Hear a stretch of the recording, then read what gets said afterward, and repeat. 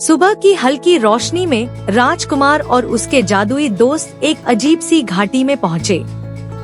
चारों ओर जमीन शीशे की तरह चमक रही थी, जैसे हर कदम पर कोई उनका अक्स देख रहा हो। चिड़िया फुसफुसाई, ये जगह कुछ तो रहस्यमयी है। बंदर ने जमीन की ओर झुककर कहा, ये तो जैसे आईना है, मुझे मेरी ही शक्ल डरा रही है। जल की परी बोली, ये जगह सच्चाई दिखाती है, और कभी कभी वो भी जो हम खुद से छुपाते हैं। तभी अचानक जमीन से काली धुंध उठने लगी। एक राक्षस उस धुंध से प्रकट हुआ। उसका शरीर अंधेरे से बना था, आंखें नीली आग की तरह चमक रही थी। वह गरजा, तुमने पिछले राक्षस को हराया, लेकिन मैं तुम्हारी रोशनी को निगल जाऊंगा। चिड़िया जोर से बोली, ये राक्षस रोशनी से नहीं, सच्चाई से डरता है। प्रकाश की परी ने अपनी शक्ति से राजकुमार के हाथ में एक जादुई आईना बना दिया। ये आईना हर किसी को उसका असली चेहरा दिखाता है, वह बोली। राजकुमार ने वह आईना राक्षस की ओर किया।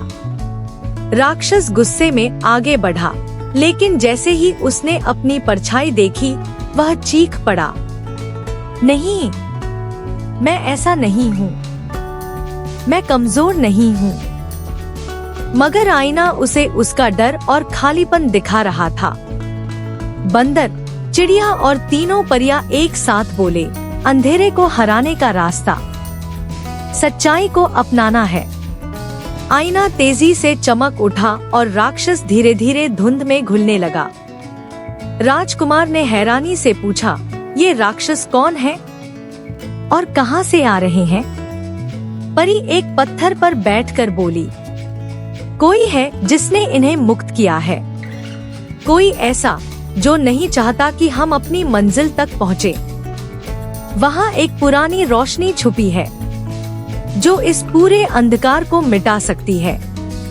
तभी जमीन कांपने लगी और घाटी के आखिर में एक रहस्यमय दरवाजा खुला। चिड़िया बोली, क्या हम इसके लिए तैयार हैं? राजकुमार मुस्कुराया और कहा, अब पीछे हटना नहीं है। लेकिन जैसे ही वे दरवाजे के पास पहुँचे, एक भारी डरावनी आवाज गूंजी, तुमने मेरी दुनिया में कदम रख दिया है, अब वापसी नामुमकिन है। एपिसोड समाप्त। अगले एपिसोड में राजकुमार और उसके दोस्त प्रवेश करेंगे अंधकार की दुनिया में।